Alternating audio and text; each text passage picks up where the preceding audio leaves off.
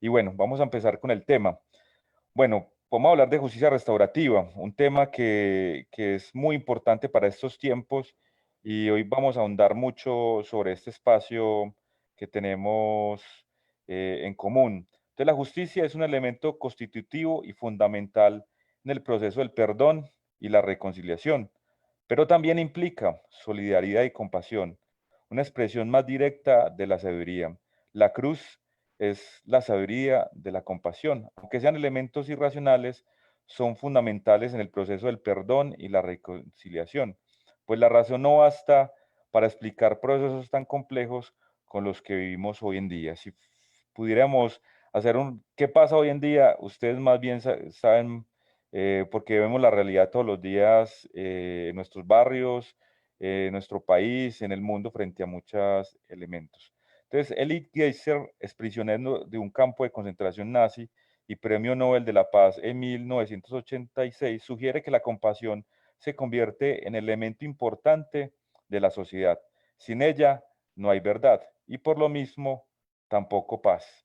Si las personas y las organizaciones aprendieran a perdonar, el resentimiento y la amenaza de guerra en nuestros días continuarían vigentes en la, continuarían vigentes en la humanidad, como subrayó alguna vez Hannah Arendt. Perdonar es liberarse de la irreversibilidad del pasado para poder hacer acuerdos y cancelar la impredecibilidad del futuro, es decir, renovar constantemente la vida sobre la muerte con actos de reconciliación. En Guatemala, por ejemplo, la Comisión para el Esclarecimiento Histórico en 1996 recomendaba reformar el sistema judicial, el aparato de seguridad y reparar a las víctimas, exhumar los cementerios clandestinos y pugnar las Fuerzas Armadas para promocionar la reconciliación y acabar con la impunidad, así como otros ejemplos que tenemos en nuestro mundo. Pero más allá de la dimensión retributiva, buscamos la justicia restaurativa, que recupere la dignidad tanto de la víctima como del victimario, con lo cual se repara la sociedad en la totalidad de la vida. El acento ya no está en el crimen, sino en su efecto distorsionador en las relaciones. La sociedad actual se caracteriza más por la emoción que por la reflexión. Vivimos en una cultura violenta, con actos de venganza, donde parte de la población sucumbe en esas emociones. En cambio, el paradigma de la justicia restaurativa o el enfoque apunta no al castigo, sino a la restauración de todos, víctimas y victimarios. El profeta Mos diferencia entre dos conceptos de justicia de la tradición bíblica, mishpat y senegá. El primero es la justicia aplicada por el juez, según el derecho, mientras que el segundo es la justicia aplicada por la persona justa, cargada de misericordia y comprensión. El Salmo 85 lo resume maravillosamente. La verdad y la misericordia se encuentran, la justicia y la paz se abrazan. Entonces, para dar esta introducción a este conversatorio, de esta manera, ante los conversatorios que hemos tenido hasta ahora, ¿qué vamos a hacer? Quisimos poner este tema, este conversatorio, como una profundización dentro del proceso de la justicia restaurativa.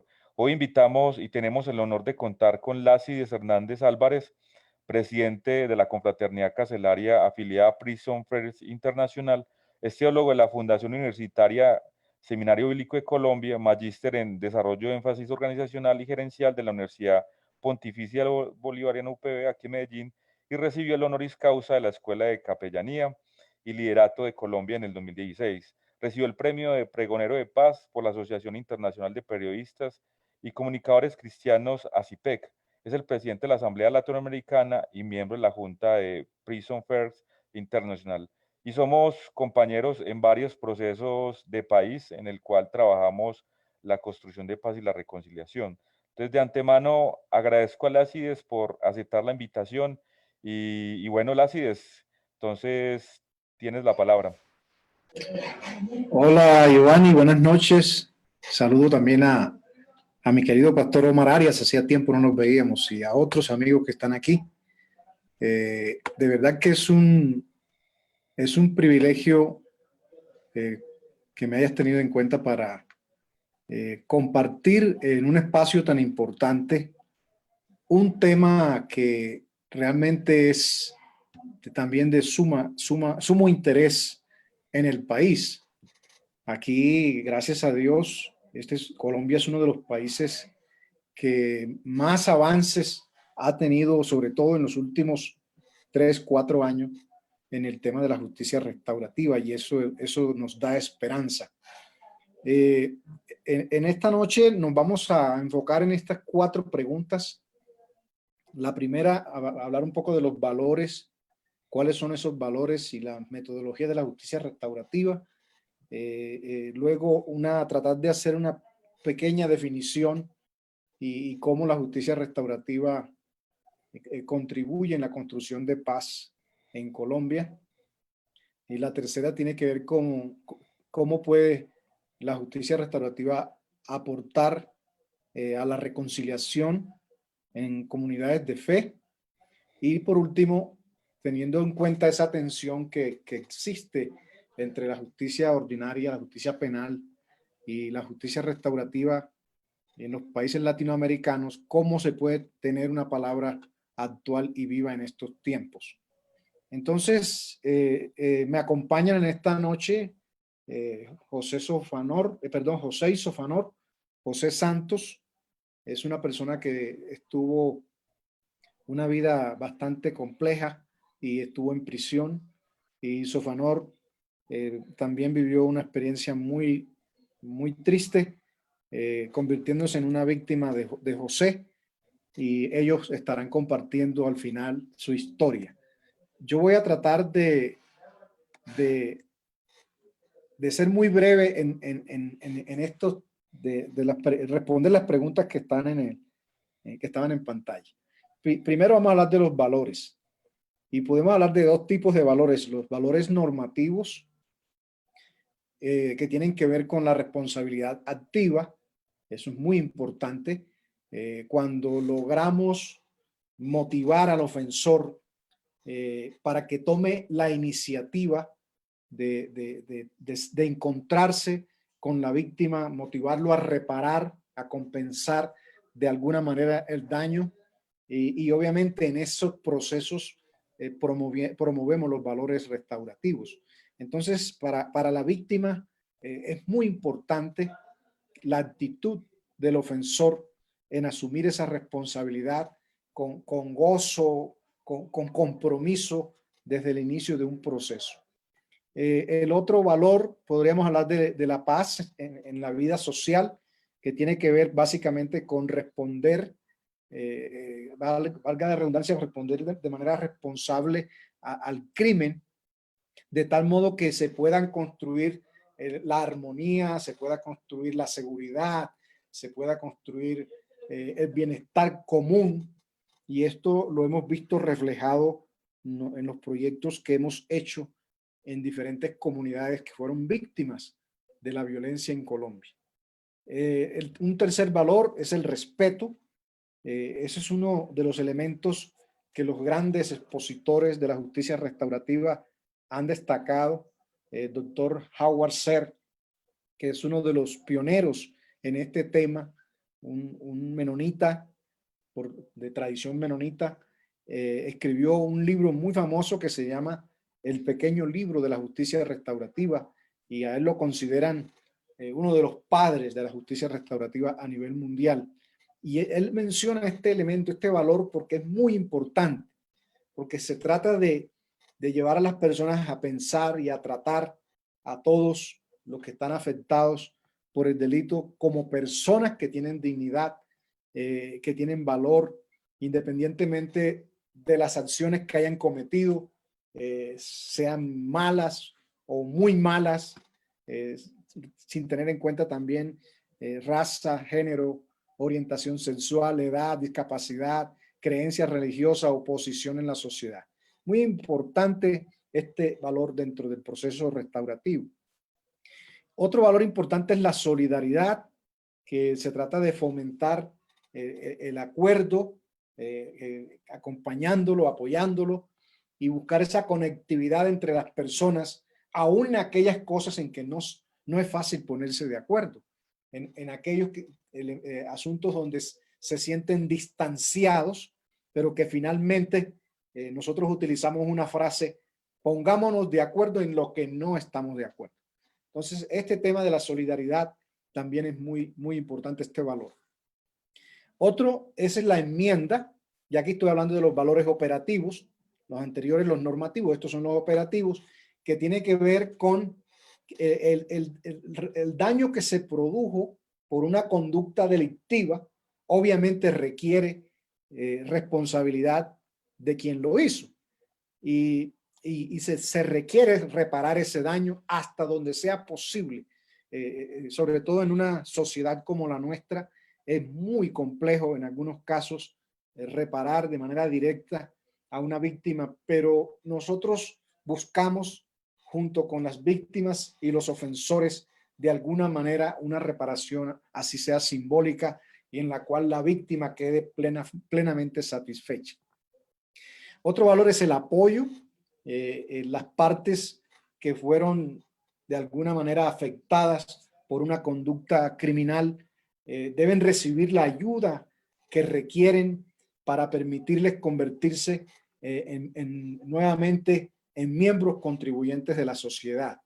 Recuerden ustedes que también las víctimas, porque siempre hablamos de reintegrar al ofensor, pero aquí también se está hablando de reintegrar a la víctima, porque es que seguimos viendo a las personas siempre con ese estigma de víctima. Entonces es muy importante resaltar este asunto del apoyo para que tanto ofensor como víctima se reintegren nuevamente en la comunidad sin ese estigma que los marca por lo que vivieron, ¿no? Otro valor es la colaboración. Los procesos restaurativos requieren mucho de esto, porque es que las partes afectadas son invitadas a encontrar ellas las soluciones. No es que nosotros, los facilitadores, vamos a imponer soluciones. Ellos mismos deben buscar, mediante el proceso, mediante los encuentros, mecanismos que les ayuden a decidir de manera conjunta las repercusiones que vivieron por causa de la conducta delictiva. Y otro valor importantísimo, que es también un eje importante de la justicia restaurativa, es la participación. Las partes afectadas realmente deben tener la oportunidad auténtica de participar en un proceso restaurativo para que ellos mismos busquen respuesta a la ofensa y decidan en encontrar esa respuesta. Otro es el encuentro. Yo no concibo la justicia restaurativa sin encuentro. Algunos hablan de justicia restaurativa, pero no hay un encuentro entre la víctima y el ofensor. Y eso, pues, podemos tener prácticas restaurativas parciales. Yo conozco, por ejemplo, las prisiones basadas en APAC en Brasil, que no tienen guardia, no hay policía, no hay armas. Creo que es las únicas de las prisiones que conozco en el mundo donde no hay droga. Usted entra allí como Pedro por su casa. Obviamente hay prisioneros que son los mismos custodios. Es una cárcel que se autogestiona y realmente interesante uno encontrar que ahí se aplican también de alguna manera procesos restaurativos, porque se restaura al ofensor, en este caso a la persona que está privada de la libertad, se restaura el vínculo familiar, se restaura de alguna manera su vínculo con la comunidad donde está funcionando esa prisión, porque la comunidad se vincula con el proceso de una manera activa. Pero es un proceso restaurativo parcial, porque la justicia restaurativa apunta a que haya un encuentro entre la víctima y el ofensor. Todas las partes que fueron afectadas por un crimen deberían participar de un proceso restaurativo para buscar juntos respuestas apropiadas, de tal manera que tanto la víctima, que en este caso es fundamental, quede plenamente satisfecha y de haberse logrado una transformación, un resultado restaurativo. Otro valor es la inclusión. La justicia restaurativa tiene esa ventaja. Es una justicia incluyente. Aquí se busca que todas las partes interesadas participen las víctimas, los ofensores, la comunidad, y si hay otros por fuera de la comunidad que deseen participar, son bienvenidos siempre y cuando la víctima y el ofensor estén de acuerdo para ser parte de un proceso de restauración. Otro elemento importante es la formación moral. Los estándares comunales son reforzados y las normas son consideradas en la determinación de cómo responder al delito de manera particular. El otro elemento, el otro valor es el empoderamiento. Las personas que fueron más afectadas por las malas acciones toman roles activos en la medida en que participan e influyen en los procesos de justicia restaurativa. Y otro valor es la protección. Es muy importante que se brinde este valor, porque la seguridad física y también emocional de las partes es fundamental. Los procesos de justicia restaurativa deben proteger a los participantes, a los protagonistas del proceso y por supuesto a la misma comunidad que hace parte del proceso mismo, en general del daño físico y también del emocional. Y por último, dos valores más para salir de esta primera pregunta es la resolución, que tienen que ver con las cuestiones que rodean el delito, sus repercusiones, se deben definir en el proceso, los afectados son apoyados tanto como sea posible, los procesos de justicia restaurativa siempre son prospectivos y deben buscar reparar los daños que se derivaron de las malas acciones de la persona que los cometió. Y por supuesto abordan las causas fundamentales que realmente condujeron a esta persona a la delincuencia. Entonces, en ese sentido, la justicia restaurativa hace un trabajo de mucho impacto, porque casi yo me atrevería a decir que un gran porcentaje de las personas privadas de libertad que participan de un proceso restaurativo encontrándose con sus víctimas, muy difícilmente vuelven a cometer crimen. Es un proceso que realmente contribuye a una resocialización y a una posterior reintegración a la sociedad. Y ese es el último valor, que es la reintegración. Tanto víctimas como ofensor se les debe brindar esta oportunidad de reintegrarse y debe darse el espacio que sea necesario para llegar a ser miembros íntegros y contribuyentes de la comunidad.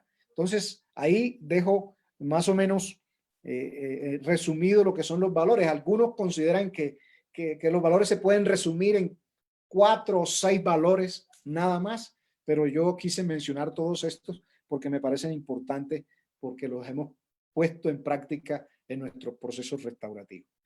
Bueno, yo no quiero hablar aquí propiamente de metodología, pero si me lo preguntan, por ejemplo, en un programa que tenemos, que estamos trabajando ahora, Justicia Restaurativa Juvenil, ese programa sí tiene, por supuesto, una metodología. Por lo menos esa metodología tiene 5 elementos, que son las sesiones grupales, las intervenciones artísticas, que también son grupales, los encuentros restaurativos por caso, porque cada caso se atiende de una manera distinta.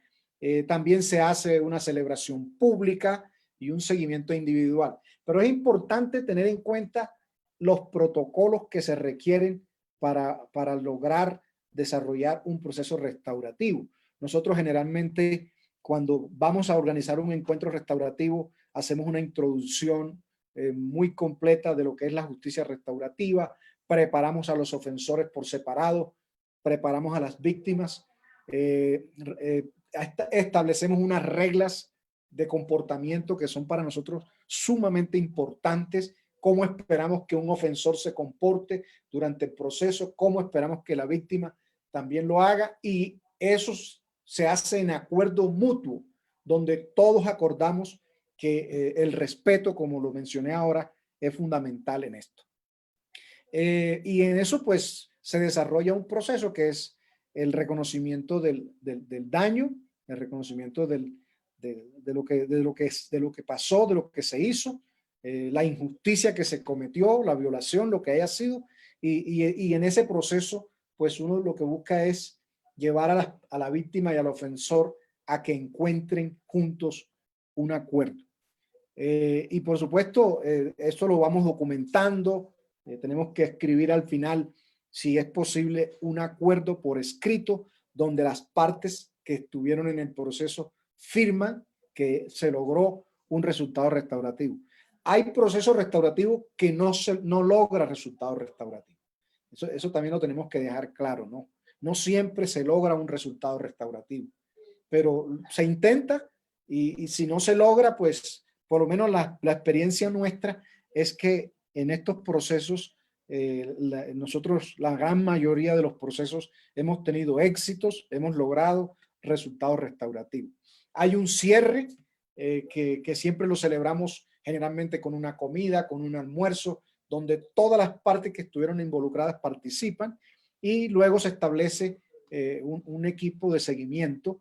Debe haber un seguimiento tanto a la víctima como al ofensor. No se deja simplemente ahí, sino que hay después de alguna manera un acompañamiento para ver dónde termina, cómo marcha luego el proceso. Ahora sí nos enfocamos en esta pregunta que tiene que ver con la justicia restaurativa en la construcción de paz en Colombia. Ustedes tienen ahí un pequeño párrafo que yo trabajé. Generalmente cuando hablamos de justicia restaurativa es porque tenemos primero que hacernos preguntas frente a la justicia tradicional. Y la pregunta que nos tenemos que hacer, mis amigos que nos están viendo por estas redes, es ¿por qué insistimos tanto en una justicia que tiene más problemas, tiene más defectos que virtudes? ¿Por qué insistir tanto en una justicia con la justicia penal como la única manera de tratar al ofensor? Quisiera que pensáramos en esa pregunta. ¿Por qué hemos excluido en esa justicia a las víctimas de los procesos judiciales? ¿Por qué? Cuando realmente son las víctimas las verdaderas protagonistas y quizás los protagonistas más importantes. ¿Por qué no le damos participación a las comunidades cuando se comete un delito? Cuando para mí, pues la comunidad juega un papel preponderante.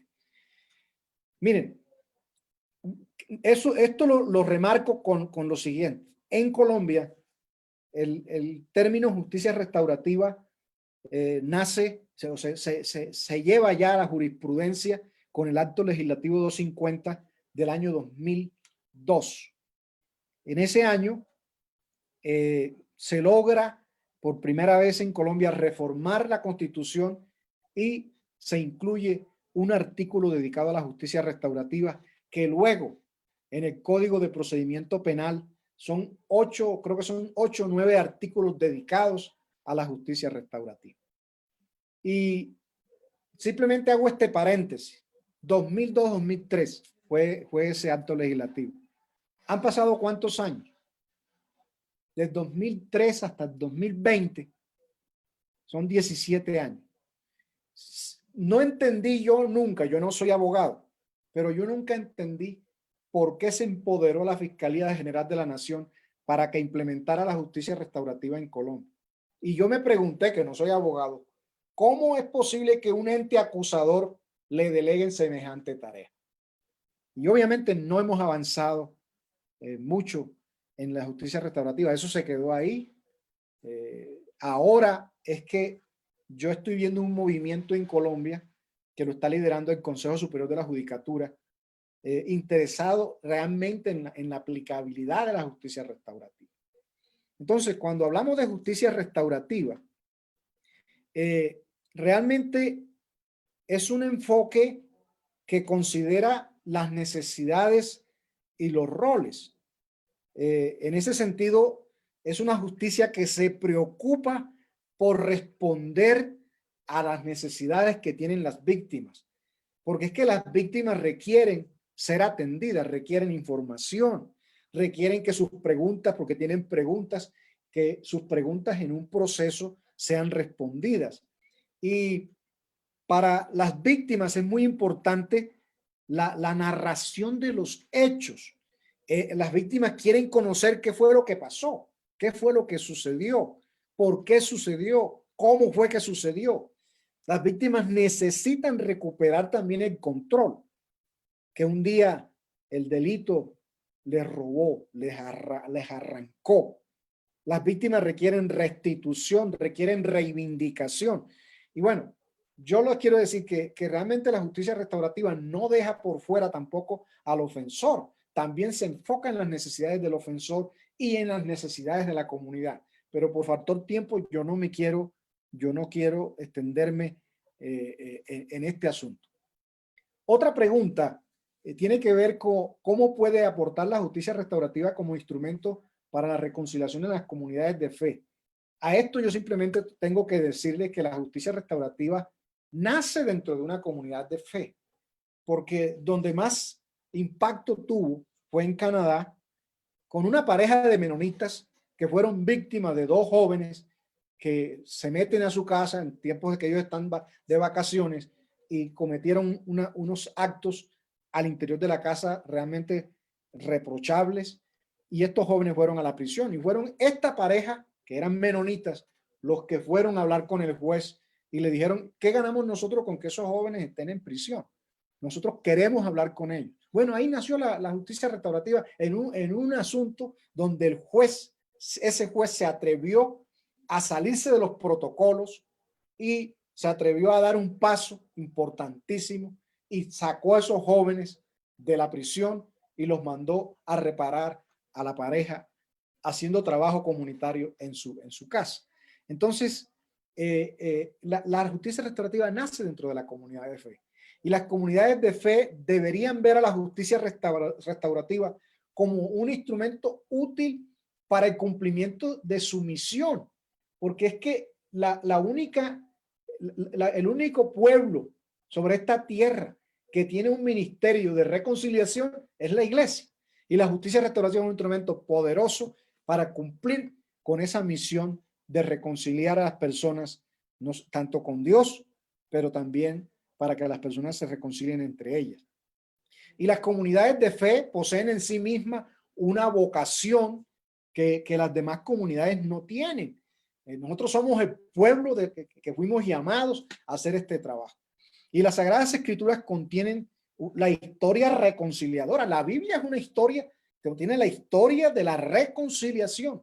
Entonces, yo creo que las comunidades de fe encontrarían en la justicia restaurativa un elemento importantísimo en esta labor de construir comunidad, de construir paz, para lograr que una comunidad realmente se pueda superar los traumas que le dejó la violencia. Esto es lo que estamos haciendo nosotros en proyectos como las comunidades restaurativas, porque lo que buscamos nosotros con esos proyectos precisamente es encontrar a la comunidad que fue víctima con los ofensores, para que entre ellos hablen de lo sucedido, y ahí tratamos de hacer un proceso de restauración y de reparación simbólica, que puede ser a través de una escuela, puede ser a través de una placa huella, puede ser la construcción de un puente. Bueno, hemos construido escuelas, hemos reparado escuelas, y juntos, tanto víctimas como ofensores, en esa tarea realmente logramos ver el impacto de la justicia restaurativa, y reitero, que la comunidad de fe en esta misión, sin lugar a dudas, cumpliría un papel sumamente importante. Una pregunta más es la siguiente: teniendo en cuenta la tensión entre la justicia penal y la justicia restaurativa en los procesos, en los países latinoamericanos, ¿cómo se puede tener una palabra actual y viva en estos tiempos? Bueno, yo frente a esta pregunta diría lo siguiente. Realmente existe esa tensión entre justicia restaurativa y justicia penal en razón de que nosotros, mire que eso comienza desde la universidad. Nuestras universidades tienen unas facultades de derecho que yo creo que van a tener que replantearlas en el futuro, porque estamos formando abogados solamente enfocados en esta justicia que castiga. Y creo que necesitamos que las facultades de Derecho en nuestras universidades incluyan también módulos que tengan que ver con la justicia que restaura, con la justicia que repara. Porque es que la justicia que no restaura no es justicia. Entonces, hay un mal concepto de la justicia restaurativa que algunos han querido lastimosamente propagar, difundir, afirmando que la justicia restaurativa es alcahueta porque le da beneficios al ofensor. ¿Cómo así que vamos entonces a sacar a la gente de la cárcel porque se reconcilia? Así todo el mundo se reconcilia con la víctima, como si eso fuera como pelar papa, ¿no? Me perdonan el término así vulgar, pero no es así. Entonces, se han creado unos sofismas en cuanto a la justicia restaurativa, porque realmente no se conoce en la práctica cuál es el verdadero impacto que causa la justicia restaurativa. Entonces, sí hay una tensión entre justicia restaurativa y justicia penal, pero aquí la labor es que tenemos que sensibilizar a la comunidad y esa labor, sobre todo en Colombia, la he venido viendo en el último año, en los últimos 3, 4 años, en que por fin la rama judicial está sensibilizando a los jueces, está sensibilizando a la sociedad, ha firmado convenios con otros países, con Costa Rica, con México, con Argentina, con España. Precisamente están dándole un vuelco a la justicia restaurativa y sensibilizando a la gente para que cambien ese concepto. Porque es que la justicia restaurativa no viene en ninguna manera a reemplazar a la justicia penal. No, señor. Son complementarias. La justicia restaurativa viene a complementar la justicia penal. Viene a darle una mano a la justicia penal. Porque la justicia penal tiene muchas falencias. Entonces, no se está buscando aquí en ninguna manera reemplazar esta justicia. La justicia restaurativa en ese sentido no es en ninguna forma una amenaza para la justicia penal. Y por el contrario, como lo dije ahora, viene a complementar a la justicia penal. Y ambas justicias son importantes, ambas justicias se requieren. ¿Por qué? Porque es que en un proceso restaurativo, yo como facilitador puedo llegar a una conclusión. Y es que esta persona, que logramos un resultado restaurativo, esta persona no es recomendable que vuelva a integrarse a la sociedad. Va a tocar, entonces se requiere en ese sentido la justicia penal. Yo voy a dejar ahí para dar paso al testimonio de José Isofanor, que me parece importantísimo, porque en esta tarea de tantos años, yo estoy trabajando la justicia restaurativa en Colombia desde el año 2004. Hemos vivido cualquier cantidad de experiencias dentro y fuera de las cárceles.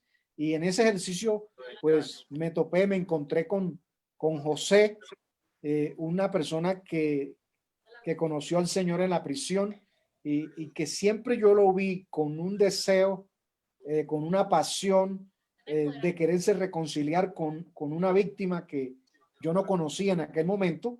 Entonces lo que yo hice simplemente fue acercarlos, servir de mediador, servir de facilitador para que ellos se pudieran encontrar, pudieran dialogar y pudieran encontrar un camino que pudieran caminar juntos. Y hoy los tenemos aquí con nosotros. Entonces, Giovanni, te dejo para que tú introduzcas entonces, y no sé si hay lugar para preguntas ahora o al final. Sí, te agradezco las acidez. Voy a hacer un pequeño recuento antes de escuchar el testimonio de Sofanor Algarín y de José Fonseca. Gracias, Lacies, por compartirnos esos valores normativos. Gracias por introducirnos en esos 4 valores normativos que nos aclaran un poco de cómo la justicia restaurativa se orienta. Y también esos valores operativos, tú dices que cada uno son muy importantes, desde la enmienda hasta la protección y todos los que se desarrollan continuamente. Y hay una definición que me gustó mucho, es puesto en práctica el proceso restaurativo, es decir, es una práctica, es una vivencia que se da en el tiempo, es una vivencia que se da a partir del encuentro, de las relaciones que se dan. Es cuando se dice en parte de la presentación, y es que es restaurar en lugar de castigar.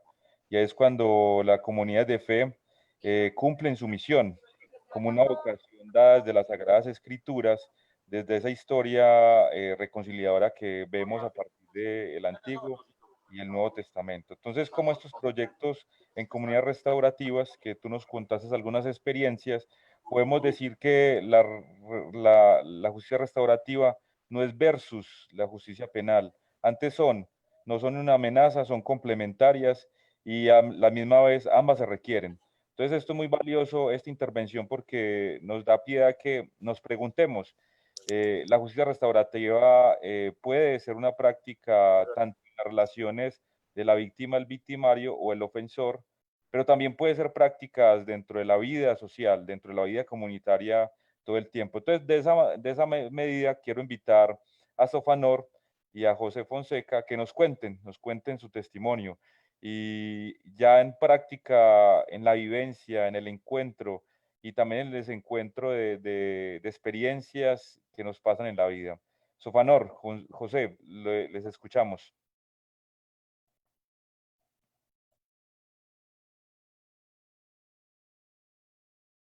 Entonces, habilitan su micrófono. Sí, sí, habilitan. Eso, ya hizo Sofanor, lo habilitó el micrófono. Y José, habilita el micrófono. Listo, ya Sofa, puede comenzar Sofa.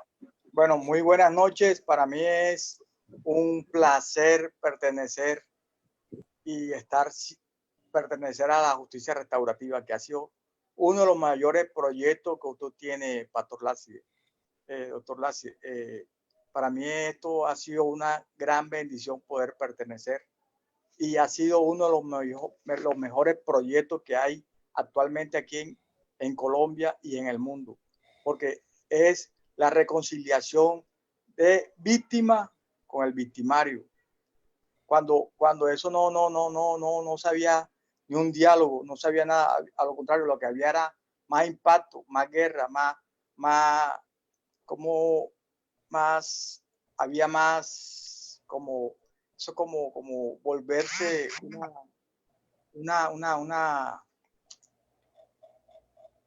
no reconstruir la sociedad, a lo contrario, así era destruir la sociedad. Entonces, para mí, yo soy víctima de mi hermano José, que es mi hermano, lo considero un hermano, porque Dios me ha puesto esto en mi corazón. Eso fue en el 2005, 6 de marzo, a las 3 de la tarde. Hubo una pelea, una discusión. Realmente José estaba ¿cómo le diría? En su mundo, Sofa. En su mundo, sí, claro. En su mundo, que él pensaba era en destruir, acabar, y no estaba como tenía ese corazón ese corazón que Dios nos pone. Me impactó con 4 disparos, me lesionó, tengo una lesión medular T4, me lesionó el pulmón, el intestino, el colon, y me hicieron 4 operaciones enseguida. Para mí esto fue muy difícil, doloroso, estar hospitalizado 7 meses en la clínica del norte y realmente donde había momentos que no había ni para un paño. Eso fue muy triste porque yo me sentía, antes yo también pertenecía a una empresa también donde era el extinto Jorge 40, pero nosotros éramos la parte como de cuidar las inversiones de él, pero en fachada. José pertenecía ahora a otra organización, pero de cuidar buses y así, la parte más como de limpieza. Y bueno, llegó el momento que duré todos esos momentos de angustia, tristeza, de andar con 2 armas, una pistola, un revólver, porque yo también andaba también, porque había momentos que tocaba estar así y realmente fue muy difícil. esos momentos de tristeza, me sentía impotente, no podía hacer nada, me sentía antes de poder hacer cosas, pero ya antes no me podía movilizar, me sentía que tenía ese corazón lleno de odio, que tenía que vengarme como sea con José, tenía que reaccionar, pero llegó el momento y mucha tristeza, la familia, los amigos y todo lo miran a uno cuando uno ya el mundo se le acaba, estar en una silla de ruedas, estar, eso es muy engorroso, estar en una silla de ruedas, todo el mundo lo mira, todo el mundo uno se siente como el mundo se le hubiera acabado a uno, pero eso es mentira, eso es mentira. Llegó el momento que me entregué al alcohol, llegué el momento que casi me mato. Ya la familia mía se había separado, mi esposa, mis hijas se las llevó, llegó el momento que me quería suicidar. Ya yo decía que ya que hacía aquí, si ya realmente no había ese acompañamiento, había ese corazón lo tenía de odio, no había como un apoyo, pero llegan muchos ángeles a mí, hasta llegó el momento que me hospitalizaron, y ese día de esa hospitalización me pusieron unos aparatos que me estaban succionando la sangre, y de ahí le abrí el corazón a Dios. Dije, Dios, desde aquí te voy a abrir mi corazón, porque realmente estar con un corazón lleno de odio y de venganza no es vida. Y llegó el momento que le abrí el corazón, iba abriendo el corazón a Dios poco a poco. Llegó el momento que llegaron amigos de José y mío que me decían, te lo ponemos donde te lo quiero que te lo pongamos, para que tú mismo lo piques. Yo decía, no, yo no voy a pagar a José con la misma moneda. Yo a José, no, y me decían, no, que está en tal parte, está sentado así. Ya mi corazón no está así ya. Llegó el momento hasta que no sé dónde consiguieron el número mío, que me llamó el doctor Lácido Hernández. Gracias por estar ahí presente, apoyándome en todo momento. Y llegó el momento que decían que yo andaba armado así en la silla de ruedas, y realmente llegó el momento que me llamó. Sofanor, comenzamos a hablar, este es el programa Justicia Restaurativa, vamos a hablar así, vamos a hablar que esto, yo dije, bueno, ya mi corazón, hasta él estaba un poco como nervioso de llegarme a mí, porque creía que yo le iba a reaccionar de otra forma, y llegó el momento que él llegó a mi casa, nos asentamos, hablamos, y realmente le doy gracias a Dios por abrirme este corazón, que ya no es de odio, no hay remordimiento, a lo contrario, donde yo puedo aportar mi granito de arena para que la sociedad se una y realmente no vivamos en esa discordia, porque de nada sirve tener una persona privada de la libertad, de nada sirve. Para mí es un orgullo pertenecer a la justicia restaurativa. Gracias, doctor Lácido, por tenerme en cuenta. Muchas gracias por su invitación. Para mí, este ha sido uno de los mayores programas que hay en Colombia y en el mundo, porque realmente la víctima con el victimario, lo primordial de la víctima con el victimario es el diálogo, el acercamiento. No tengamos miedo a acercarnos a la persona que le hayamos hecho el daño, no, a lo contrario, acerquémonos, dialoguemos, que algún día esa persona va a tomar ese paso que yo di con la justicia restaurativa, y espero que todas las personas que tengan ese corazón lleno de odio no sirve, y tener a Dios en nuestros corazones, uno de los mayores valores, tener a Dios en nuestros corazones, para que nuestro testimonio ayuden a las demás personas que realmente lo necesitan. Muchas gracias, Pastor Lácide, doctor Lácide, por la invitación. Muchas gracias a todos por esta gran invitación que me han hecho. Y bueno, Dios los bendiga.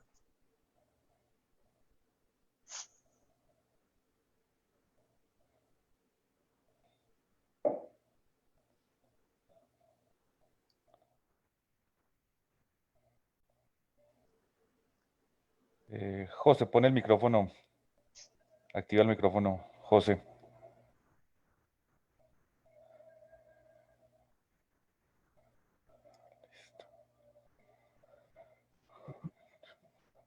Sí, listo. Sí, te escuchamos, José. Buenas noches, mi nombre es José Fonseca.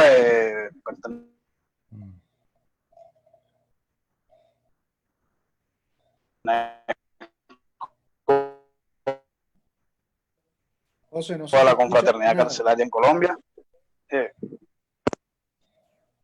¿Y ahora cómo me escuchan? Ahí está mejor. ¿Sí me escuchan ahora? Sí. Sí. Bueno, disculpen, es que como no, mi nombre es José Fonseca, pertenezco al programa de Justicia Restaurativa. Hoy miembro también activo de la confraternidad carcelaria de Colombia. Bueno, estoy muy agradecido con esta oportunidad que me ha dado Dios, que me ha dado la vida. Tuve un tiempo privado de la libertad, 6 años, pero antes de eso pues, viví una vida terrible en la delincuencia, en la droga, en el licor, en el sicariato. Y, bueno, tuve esa oportunidad de estar en la cárcel. Lo que decía el doctor Lácide es real. La justicia restaurativa, uno dentro de la cárcel no la escuché. En los 6 años que estuve, nunca escuché hablar de justicia restaurativa. Siempre era la justicia penal y la que se encargaba de castigar cuando uno comete un delito, uno quebranta la ley y pues uno tiene que pagarle al Estado, pero se olvidan de lo que es la víctima y también de pronto de las personas como nosotros victimarios. Tuve ese inconveniente con Sofa, realmente antes de que pasara lo de Sofa vivía en un mundo muy desordenado. Pensé que lo que hacía, pues lo hacía de bien. Trabajaba con un grupo en Barranquilla, un grupo de limpieza, pero ante todo cuidábamos los buses, cuidábamos los barrios, cuidábamos tiendas, y yo pensé pues que en ese momento lo que estaba haciendo, pues estaba haciéndolo bien. Estábamos trabajando en contra de lo que era la delincuencia para ese tiempo en Barranquilla, año 2001, 2002, 2003, 2004, 2005, se creó un grupo, no éramos paramilitares. Trabajé en una empresa, como decía Sofa, en una fachada donde hacíamos la parte oscura, la limpieza. En un momento llegué, me retiré de esa empresa y armé un grupo de seguridad con policías pensionados, militares pensionados. Nos presentamos ante las personas que tenían empresas como buses, los tenderos, los barrios, y le brindamos lo que era el apoyo en la seguridad. Y nosotros pensamos que eso lo hacíamos bien, que quitar una vida, que quitarle pronto la vida a algún delincuente, eso era bien, que limpiar la ciudad era bien, pero cuán equivocado estábamos. Bueno, fui a prisión por yo de tantas cosas que hice, pues caí como 2 veces, pero salí enseguida. Cuando me sucedió el problema con Sofanor, tuvimos una riña, lo puedo llamar así, de pronto por un malentendido del barrio entre jóvenes. De pronto no era ni él conmigo, era de un familiar de él, con un conocido mío. Ahí tuve un problema con Sofa.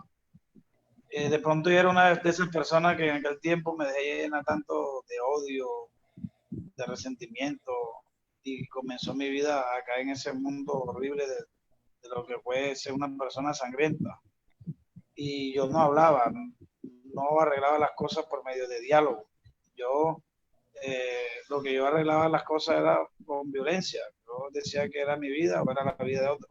Sí, que era ojo por ojo y diente por diente. Tuve ese problema con Sofa. Sofa me partió la cabeza por aquí. Sofa también andaba armado, era escolta. Fue militar, yo también fui militar. Tuvimos una capacitación de lo que es seguridad, de lo que es manejo de armas. Y bueno, en ese tiempo, pues, de pronto cogimos las cosas en una discusión. Sofa me parte la cabeza. Yo intento quitar el arma ese día. Intento quitar el arma. Tenía una gasolina en la mano. Se la eché e intenté prenderlo porque la verdad era eso. Era una persona como muy agresiva, muy vengativa. Cuando él me parte la cabeza y yo quedo bañado en sangre, yo digo, Sofa, pues, si no eres tú, si no me quitas la vida hoy, mañana eres tú muerto. Al día siguiente, él estaba en su cumpleaños, fui a buscarlo a su casa, no estaba, fui donde la mamá, no estaba, me fui para el barrio Santo Domingo, somos del barrio Santo Domingo, en Barranquilla, y me puse a tomar, cuando lo veo donde va en la moto, los que están conmigo me dicen, iba a Sofanor, Sofanor iba con un muchacho que es abogado, amigo los dos, para dialogar, para que de pronto llegáramos a un acuerdo, pero nada, yo en ese momento no aceptaba diálogo, no aceptaba acuerdo. Fui, me lo encontré y le di unos palazos de frente. En ese momento no sé, pensando que le había quitado la vida, me fui y eso de los 3, 4, 5 meses me capturan, voy a prisión, me están leyendo una condena alta. Bueno, solamente me lograron condenar por el delito de tentativa de homicidio, por lo de Sofa, ¿no? Y pagué 6 años físicos. La condena eran de 13 años y medio, donde el juez de pronto me leía muchos años más, pero solamente encontraron este proceso, lo de Sofa, que era la única persona que iba a la fiscalía, que me señalaba, que, como dicen vulgarmente, me dejaba de ojo. Este solo proceso quedó con Sofanor y me condenaron por ese delito. Pero siempre en mi corazón tenía el deseo, cuando estoy dentro de la prisión, entra a la confraternidad carcelaria con su programa de evangelización. Y ahí pues comienzo a buscar de Dios dentro de la cárcel, me convierto al Señor, comienzo a servirle allá adentro. Cuando salgo tengo la oportunidad de conocer a Pastor Lassi. Lo conozco, le comento un poco de mi historia, mi situación, y que en mi corazón había el anhelo de buscar a esta persona que había quedado viva, que había quedado en silla de ruedas, de llegar a pedirle perdón, a tener una reconciliación con él. Le comento mi historia al pastor y él pues se interesa con nosotros hacer justicia restaurativa. Bueno, encontramos la manera de hablar con Sofa y se hizo el proceso de ese proceso. A partir desde ese momento nosotros comenzamos a trabajar lo que se hace en 8 días, se hizo creo que en 2 días. Hicimos el proceso, yo reconocí mis actos, mis responsabilidades, el delito. Yo sé que el delito, cuando lo que yo cometí, lo que yo le hice, pues yo asumí mi responsabilidad, reconocí y bueno, le pedí perdón a Sofa, y gracias a la intervención del doctor Lassi, como hombre pues maduro, experimentado en la justicia restaurativa, se pudo llegar a esta reconciliación que ya hoy en día tenemos creo que más de 5 años, donde somos como hermanos, somos amigos, hermanos, su familia es mi familia es su familia, nos queremos mucho y eso ha sido un impacto no tan solamente en el barrio Santo Domingo, sino en Barranquilla y en muchas partes de Colombia. Trabajamos en un programa de fútbol, Corona Sidán, donde muchos niños han llegado, muchas familias han enviado a sus hijos, porque ven que lo que antes había dañado el tejido de la sociedad, el barrio donde las personas no querían de pronto llevar a sus niños, porque yo estaba en una cancha entrenando, pensaban que Sofi iba a llegar en la silla de ruedas armado, me iba a quitar la vida, pero al ver todo lo contrario, la comunidad pues nos ha dado ese apoyo. Estamos muy contentos con lo que ha pasado, con esta reconciliación que hubo entre Sofanor y mi persona. Y entonces hoy en día somos ese grano de arena para aportar a esta sociedad que tanto lo necesita. Y que gracias a personas como ustedes, la confraternidad, que nos ha brindado esa oportunidad de poder compartir nuestra historia de vida, nuestro testimonio, hoy la podemos presentar en cualquier lugar, en cualquier ciudad, en cualquier parte del mundo, a decirle a decirle a las personas que sí se puede llegar a una reconciliación, que sí se puede llegar a un perdón, que qué bonito cuando uno que ha cometido esos errores siente que a la persona a la cual uno le hizo daño, a esa víctima abre su corazón para perdonarnos. Entonces, pues, esta es una bella experiencia, una bella oportunidad que nos da Dios, que nos da la vida. Y pues gracias a ustedes por invitarnos y estamos atentos si necesitan algo más, algún aporte más, pues ahí estamos escuchando. Muchas gracias. Muchas gracias, José. Muchas gracias, Sofanor. Queremos animarlos a que tengan sus preguntas, sus inquietudes, sus afirmaciones y lo hagan directamente. Quiero leer algunas partes que han escrito tanto en el Facebook Live como aquí en el Zoom. Hermoso testimonio, sí se puede. Vidas reales transformadas por Dios. Gracias, Sofanor, por animarnos a creer en el perdón activo. Dios te bendiga siempre. La conexión, y por acá, gracias por el testimonio, dice Marta Gómez desde el Facebook Live. Qué testimonio. José y Sofanor, solo Dios puede transformar corazones. Bueno, entonces, antes vayan analizando sus preguntas e inquietudes, tanto a Lácides como a Sofanor y a José. La pueden hacer directamente, levantan su mano o si no, activan su cámara y su audio y las pueden hacer. Quiero, para complementar con el testimonio que los hermanos hacen, y quiero recalcar algunas palabras donde ellos mencionan que desde la justicia restaurativa, cómo el Señor ahora va en sus vidas, ven cómo el amor y la gracia de Dios se mueve, cómo eso es un proceso del cual hay restauración, hay reparación, hay restitución de muchas formas. Se asume la responsabilidad, un elemento muy importante. He pedido perdón, somos hermanos, nuestra familia ya son una familia, son una sola familia. Son elementos que son importantes dado allí. Y me acuerdo de una película, hace poco salió, se la recomiendo a todos.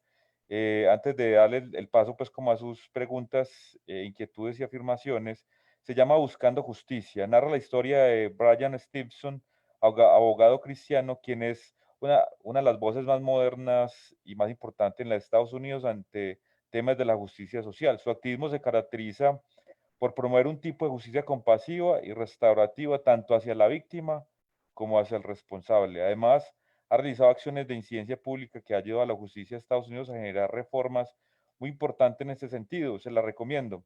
Entonces, además, es un hombre de fe con una devoción y un servicio al Señor realmente admirable. La pueden ver en Apple TV o en Google Play.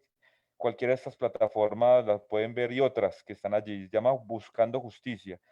Cuento esta película es porque me parece mucho a este testimonio que nos cuenta Sofanor y José, cómo Dios, cómo obra a partir de estas dos vidas y cómo puede movernos y mirar, como decía ahorita José, hay incidencia pública, el barrio, Barranquilla, el mismo país, en diferentes están escuchado el testimonio y han ocurrido y han pasado cosas muy bonitas frente a ello.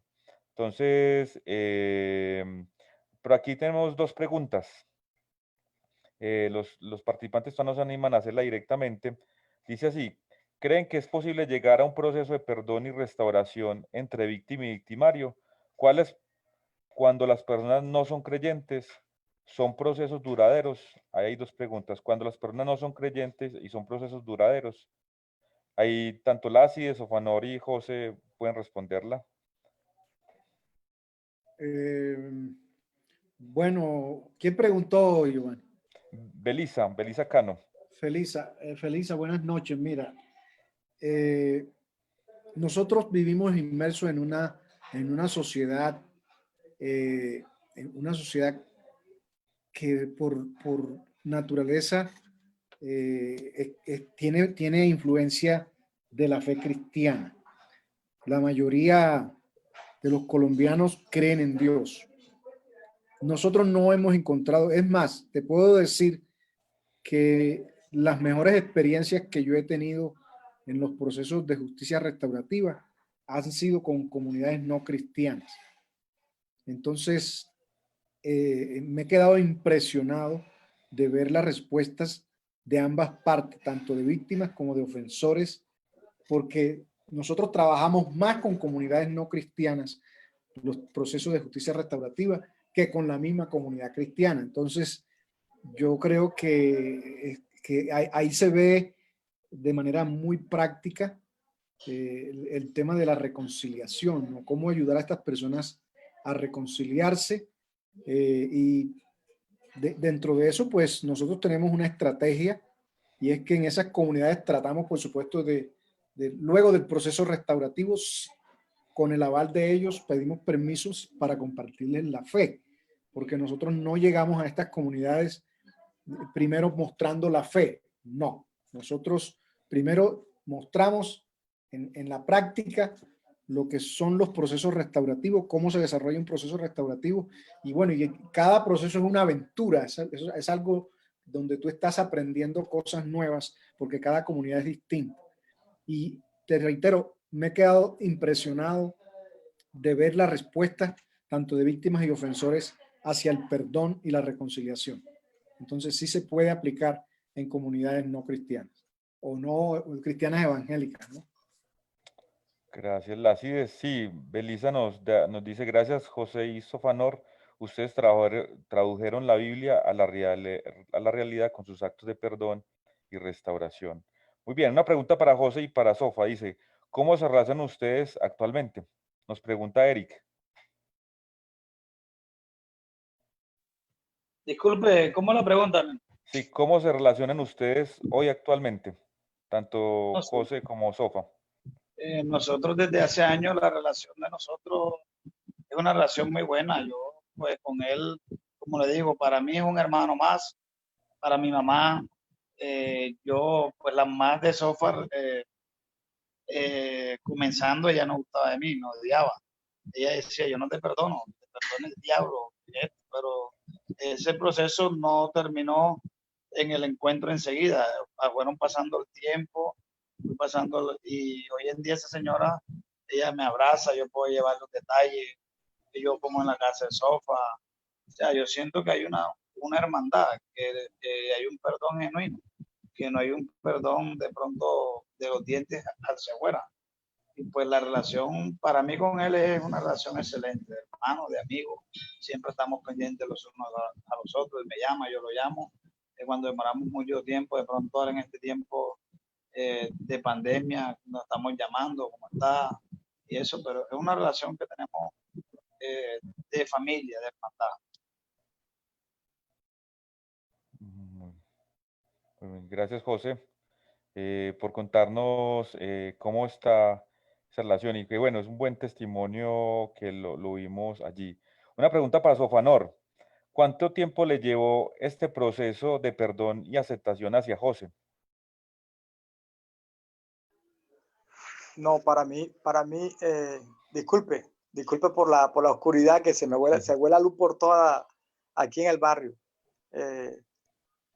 Para mí esto fue un proceso bien largo, porque yo no era cristiano, no le había abierto el corazón a Dios, a lo contrario, tenía el corazón lleno de odio y tenía un resentimiento que yo sentía que mi corazón también se iba a vengar algún día. Yo decía, él me la paga, pero ya cuando uno le abre el corazón a Dios, uno ya no piensa de esa forma, al contrario, ya no lo voy a pagar con la misma moneda que lo voy a pagar a José, que José me pagó a mí, yo no lo voy a pagar con la misma, a lo contrario, yo a José, tantas veces a mí me dijeron, Sofanor, te lo ponemos, te lo cogemos, te lo matamos, te lo ponemos en una bandeja, tú lo picas, pero mi corazón ya no estaba así, a lo contrario, ya se iba, el corazón mío se iba sanando de tantas heridas, de tanta venganza, de tanto remordimiento. Llegó el momento que yo dije, si él tiene el corazón abierto a Dios, yo también lo tengo abierto ya hace rato. Y por eso ya José es mi hermano, tenemos una buena comunicación, una hermandad, él viene aquí, vamos, como me decía antes, que nosotros pertenecemos a una fundación Gronacidán, vamos con los niños, en lo primero se ponían los padres, se ponían como, no lo querían, creían que yo iba a tomar represalias contra José, pero ellos se iban de a paso cuando vieron que había una reconciliación, había una hermandad entre José y mi persona. Y de ahí fuimos avanzando. Ahora José es mi hermano de corazón. Mi corazón está abierto a él a toda hora. Yo voy a su casa, nos vemos, trabajamos de la mano. Lo que ha hecho Dios, abrir el corazón. El perdón es liberación. Gracias.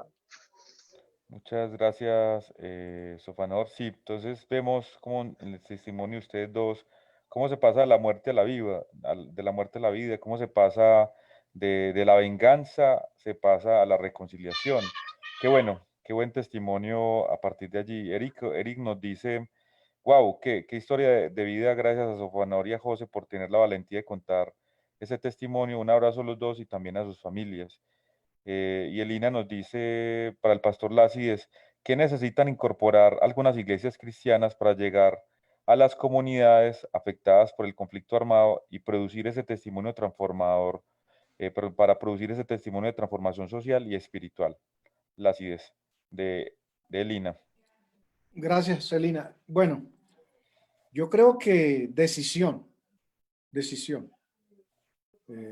Cuando yo escuché hablar por primera vez de justicia restaurativa, no fue ni siquiera aquí en Colombia, fue un evento que hizo la Confraternidad Carcelaria Internacional en Sofía, Bulgaria. Recuerden que en 1999 apenas ese país estaba iniciando un nuevo proceso después de la caída del muro de Berlín. Y yo encontré un país todavía muy atado a ese pasado, ¿no? Pero ahí llevaron a una mujer que contó su historia, la niña que ustedes ven que me imagino que la han visto cuando se lanzó la bomba de Hiroshima, la niña que sale corriendo, que fue víctima de esa bomba. Bueno, ella estaba ahí frente a nosotros, perdón, contándonos su historia y ella contó cómo ella pudo superar quemaduras de tercer grado en el 60% de su cuerpo y cómo pudo superar ese trauma. Ella se casó años después, cuando ya era una mujer, se casó con un ciudadano cubano y bueno, la historia termina en que ella pide asilo político en Canadá, ella no regresa a su país porque estaba cansada, que la tenían como un trofeo para mostrarla como víctima y todo eso. Pero esa historia a mí me impactó y yo dije, esto es lo que necesitamos llevar a Colombia, donde hemos tenido tantos problemas. Entonces, cuando yo llegué aquí, no me quedé simplemente con la historia, sino que empecé a indagar sobre el asunto y trascendimos organizando un evento, un seminario sobre justicia restaurativa para jueces, fiscales, y ahí fue cuando descubrimos que había un marco jurídico para la justicia restaurativa en Colombia. Entonces, yo creo que es decisión y obviamente debemos tener material que nos permita a nosotros desarrollar estos procesos. En el caso de la Confraternidad Carcelaria Internacional, ellos crearon un manual que se llama el Manual del Árbol Sicómoro, que es la metodología, es el contenido de los manuales, es lo que nos permite a nosotros desarrollar los procesos restaurativos que comienzan desde la introducción, de la preparación a las víctimas, preparación al ofensor, y todos los temas que desarrollamos, que en total son 8 temas que desarrollamos durante más o menos encontrando a las víctimas y los ofensores en un círculo para hablar de todo lo que pasó. En el caso de José y Sofanor, yo estaba acá en Medellín, ellos en Barranquilla, muy difícil desarrollar un proceso restaurativo más prolongado, pues yo lo que hice fue Hicimos un proceso en un día completo, comenzamos como a las 9 de la mañana y terminamos casi a las 4 de la tarde. La historia de José Isofanor fue bien interesante porque las hermanas de ambos estaban ahí. Y resulta que ellas, cuando eran niñas, habían estudiado en la misma escuela y se encuentran luego en este escenario de reconciliación entre José y Sofanor. Cuando ya terminamos el proceso, yo las veo a las dos llorando y abrazadas, llorando, y entonces me acerqué a preguntarles qué pasaba y me contaron su historia de que ellas habían sido compañeras cuando eran adolescentes en una escuela. Entonces, estos manuales de Blackboard Sicómoro nos permiten a nosotros desarrollar los procesos de manera sistemática para buscar un resultado restaurativo, que es lo más difícil de encontrar en un proceso restaurativo. Entonces, yo diría que se requiere diseñar un programa, ¿cierto?, que tenga unos elementos a trabajar para que la iglesia pueda llevar esto a la práctica. Entonces, en el caso nuestro, nosotros lo podemos hacer con este material, pero existen muchos otros manuales donde se puede trabajar procesos restaurativos, se puede hacer mediación, se pueden desarrollar encuentros. Y bueno, en los procesos es donde uno va encontrando la práctica para ir diseñando poco a poco todo lo que debe convertirse para mí en un programa que lo debería liderar la iglesia en la comunidad. Yo creo que la justicia restaurativa es una herramienta que permite reconciliar a todas las personas que conforman una comunidad, una sociedad, hogares, matrimonios. Es cuestión de sentarse, de hablar, de dirigir un proceso, de encontrarse el uno con el otro para lograr luego una reconciliación. Entonces, creo que la iglesia en este sentido tiene mucho, mucho, mucho para dar, porque lleva consigo un elemento que ninguna otra comunidad en el mundo tiene. Solamente la tienen los cristianos. Nosotros tenemos un mensaje para dar. Nosotros tenemos un mensaje que es muy poderoso, que es el mensaje que transforma. Nosotros no comenzamos a evangelizar a las personas. Ese es un error, porque inmediatamente vamos a encontrar barreras. Evangelizamos con la vida. Evangelizamos sin palabra, con el ejemplo. La evangelización verbal la dejamos con el permiso de la comunidad para lo último. Pero creo que la iglesia, sin lugar a dudas, es el pueblo que tiene en sí un mensaje que debe ir impregnado dentro de unos procesos que ayuden a construir sociedad, que ayuden a construir comunidad, que ayuden realmente a transformar las sociedades en el mundo en que estamos. Muchas gracias, Lácides. Muchas gracias por ese desafío, por ese aliento, pero también esa parte de compromiso. El discurso muchas veces es un discurso que tiene muchas letras, muchas palabras, pero realmente el que cautiva y el que impacta es el ejemplo, es la vivencia, es el caminar a caminar. Y ya, últimas dos preguntas, una para Sofanor y José y la última para Lácides. Sofanor y José, nos pregunta Marta Gómez en el Facebook Live, nos dice, ¿cómo ha sido la experiencia frente a encontrar confianza de las personas de las comunidades donde viven actualmente?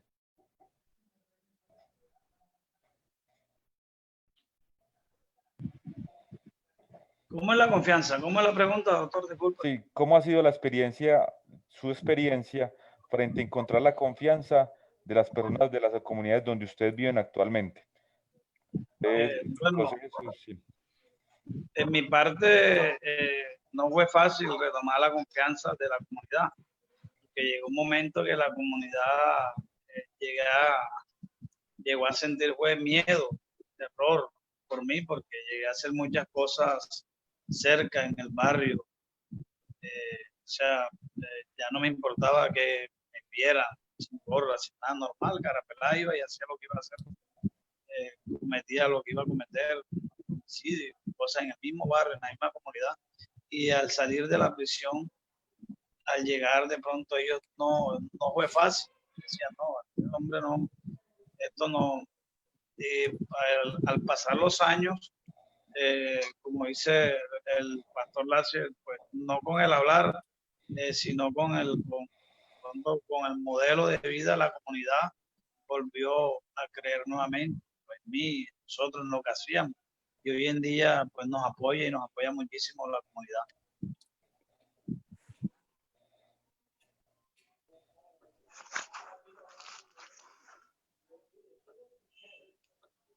Bueno, no sé si Sofanor quieres complementar la respuesta de José o así está bien. Doctor, para mí también fue un poco también difícil porque realmente también cuando me veían a mí y José estaba allá, creían que yo también iba a reaccionar contra José. Y la familia decía, no, yo a mi hijo no lo voy a mandar por allá porque se va a formar la plomacera. Entonces, llegó el momento que ya nos veían, como decía el pastor Lassi, con hechos.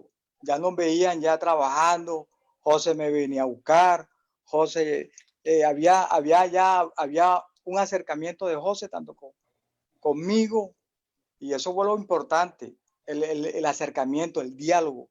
Por eso siempre lo primero que hay que hacer de víctima con el víctima, el diálogo, el acercamiento, como hizo el pastor Lassi, que sí, ya tenía miedo de llegar a la casa mía porque decía que yo estaba armado, pero no. Gracias a Dios mi corazón ya estaba abierto para recibirlo.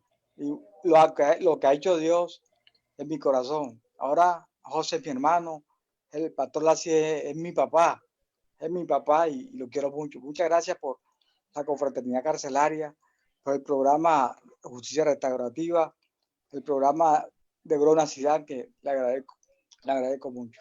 Muchas gracias. Gracias, Sofanor. Bueno, Ana Sandra nos dice, muchas gracias, solo con Dios se logran esas transformaciones y esa es la esencia de la confraternidad cancelaria. Dios le siga fortaleciendo en su labor. Y sobre esta premisa que nos dice Ana Sandra, quiero preguntarle ya a Lácides para terminar esta bella noche y desafiante noche. Frente a esa esencia de la confraternidad carcelaria, ¿qué desafíos hoy ante la pandemia y ante el futuro tiene la confraternidad para Medellín, para Colombia, en este momento? ¿Qué desafíos tienes tanto en la pandemia como en lo que sigue más adelante? Bueno, realmente muchos desafíos. Cuando comenzó esto, yo llegué, nosotros estábamos asesorando un ministerio en El Salvador y yo llegué 2 días antes de que cerraran el aeropuerto. Y la pregunta cuando llegué aquí fue, bueno, ¿y ahora qué vamos a hacer? ¿Cómo nos vamos a sostener? Porque este es un ministerio que vive por fe. Y los recursos, ¿cómo vamos a sostener tanta gente? Porque nosotros tenemos, gracias a Dios, muchas personas vinculadas con este ministerio. Nosotros movilizamos más de 1.800 personas en el país. Tenemos más de 150 personas vinculadas que reciben recursos de este ministerio. Y fue una pregunta que ahora cómo vamos a hacer. Bueno, 5 meses después, les puedo decir que me he quedado sorprendido de cómo el Señor ha provisto y para muchas cosas. El primer desafío fue las cárceles. Ustedes saben lo que está pasando en este momento en muchas cárceles del país, lo que pasó en Villavicencio, donde casi el 80% de la población contrajo el virus, lo que pasó en Amazonas, lo que pasó en La Picota, en Bogotá, el desastre que hubo en La Modelo, donde murieron 23 internos, prácticamente masacrados, bueno, por toda la violencia que hubo. Y el desafío mayor fue, nosotros dijimos, Señor, queremos ayudar.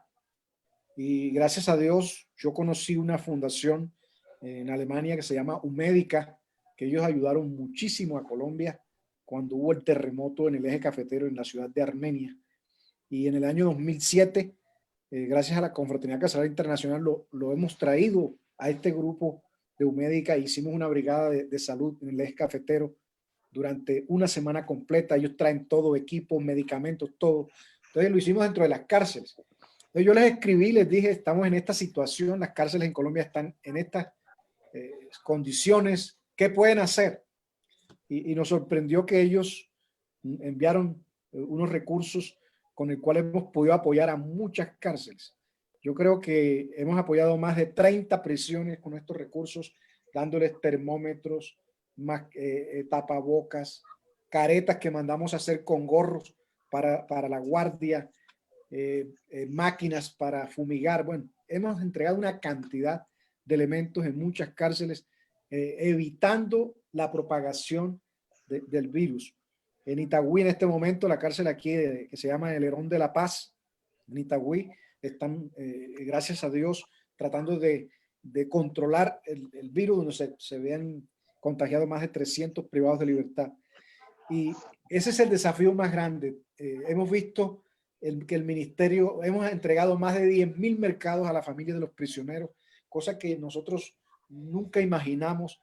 Es decir, en lugar de menguar, en lugar del ministerio debilitarse, lo que ha hecho el Señor es fortalecerlo aún más y haciendo cosas realmente extraordinarias, que obviamente algunas no las podemos hacer, como son los procesos restaurativos en este momento, porque no podemos ir a las cárceles, todos ustedes saben, está cerrado, pero desde nuestra labor, de lo que dice el profeta Isaías, de lo que es el verdadero ayuno, que es ayudar al necesitado, en ese sentido creo que la confraternidad carcelaria, junto con muchas otras iglesias y otros ministerios, estamos haciendo un trabajo realmente extraordinario en este tiempo.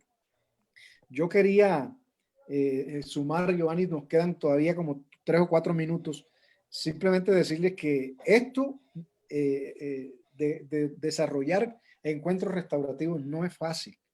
Mira, nosotros llevamos unos militares de aquí del batallón Pedronel Ospina, que ellos están detenidos allá, y ellos empezaron un proceso restaurativo con nosotros y los animamos para que se encontraran con víctimas del municipio de Granada en Antioquia. Y ustedes saben lo que fue Granada, un epicentro de muchas violencias. La FARC colocó unas bombas allá y prácticamente destruyeron ese pueblo. La estación de policía la masacraron. Las autodefensas cometieron asesinatos múltiples, masacres. El ejército también cometió muchos abusos allá. Y ahí estamos haciendo nosotros procesos de reconciliación. Ya llevamos 3 años en eso. Y llevar unos militares allá a encontrarse con las víctimas no es fácil.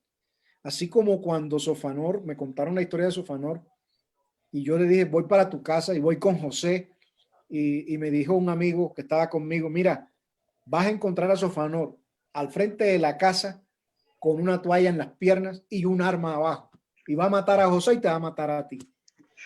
Bueno, yo le dije, bueno, hay quien tiene que asumir el precio. Jesús lo asumió por reconciliarnos con Dios. Y nosotros también tenemos que estar dispuestos a pagar el precio para ayudar a reconciliar al uno con el otro. Y yo fui. Y has de creer que cuando llegamos a la casa de Sofanor salió Sofanor de la habitación de él a la calle con la toalla en las piernas. Y ustedes pueden imaginarse lo que en ese momento, lo que el otro me había dicho vino a mi mente, ¿no? Pero ahí tuvimos una oportunidad grandísima de hablar. Yo perdí el vuelo ese día porque yo regresaba ese día para Medellín y no me importó perder el vuelo porque para mí era muy importante que estas dos personas se encontraran y ahí pudimos hablar y organizar ya lo que fue el proceso que luego yo regresé a Barranquilla a desarrollar. Pero retomando con lo de los militares, llevaron un grupo de 11 militares a la comunidad de Granada. Eso no es fácil. Eso no es tan sencillo. Y ustedes saben cómo piensa un militar. Un militar piensa en la seguridad. Y ellos ir hasta un municipio, desplazarse hasta allá para encontrarse con víctimas, eso no es fácil. Tanto que ellos movilizaron personal uniformado y hablaron con el director de la policía de Granada, el inspector de policía de allá, y tuvieron que custodiar el lugar donde estuvimos. Lo hicimos en la Iglesia Católica, el primer proceso, lo hicimos dentro de la Iglesia Católica. El padre hizo una misa. Nosotros eso no nos interesa. Nos interesa que se logre el resultado restaurativo. Entonces, en el cierre, el padre hizo una misa y la iglesia se llenó. Vino la gente, estaban ahí las víctimas, estaban los victimarios. Cuando ya terminó la misa, salimos al parque y ahí se sentaron las víctimas a un lado y los ofensores al otro, los militares al otro, y desarrollamos ese encuentro que realmente fue emocionante ver a unas víctimas recordar lo que pasó, recordar a sus muertos y a unos militares también que pasaron con valentía a pedir perdón por los abusos, por lo que pasó. Eso realmente emociona. Y yo creo que ese es el trabajo de la iglesia. Yo creo que en este país eso es lo que necesitamos hacer. Y para responder más la pregunta que me hicieron anteriormente, nosotros estamos dispuestos a entrenar facilitadores de las iglesias, a empoderarlos con material para que desarrollen estos procesos también de reconciliación. Así que les queremos motivar con esto. Yo espero que este tiempo haya sido muy enriquecedor y de alguna manera contribuya, Giovanni, a todo el trabajo que están haciendo ustedes. Muchas gracias por habernos invitado. Muchas gracias, Lácides, muchas gracias a José, muchas gracias a Sofanor por aceptar la invitación de estar aquí presentes y dar su testimonio en el Señor y también los desafíos que tienen. Muchas gracias a las personas que contribuyeron a este espacio y otros espacios que estamos siguiendo invitando, como a Pan para el Mundo. Muchas gracias a cada uno de los participantes que estuvieron aquí en el Zoom y que estuvieron en el Facebook Live, haciendo sus preguntas, haciendo diferentes inquietudes. Y bueno, entonces, muy bien. Entonces, frente a ellos les vamos aquí les quiero presentar parte realmente se presenta este material que estoy mostrando acá, en una mirada comparada, está el testimonio de la confraternidad y otros testimonios de otras organizaciones e iglesias que hacen parte de Colombia, haciendo procesos restaurativos, haciendo procesos de construcción de paz, haciendo procesos de reconciliación y otros elementos más que son importantes tenerlos en cuenta. Y frente a la pregunta que hacen allí, nosotros vamos a mandar un correo, como hemos mandado los boletines, y los correos de Colombia, Paz y Esperanza lo pueden preguntar y por medio hacemos puente con las IDES para la pregunta que tienen del desafío y la invitación que nos hace las IDES para formar comunidades y grupos restaurativos. Muchas gracias. Dios los bendiga. Les deseo una feliz noche. Y bueno, próximo espacio, 1 de septiembre, vamos a tener la profundización de construcción de paz. Que tuvimos hace 2 meses tuvimos un conversatorio y nos quedó faltando algunas preguntas y queremos responderlas allí. Muchas gracias. Fuerte abrazo. Hasta luego.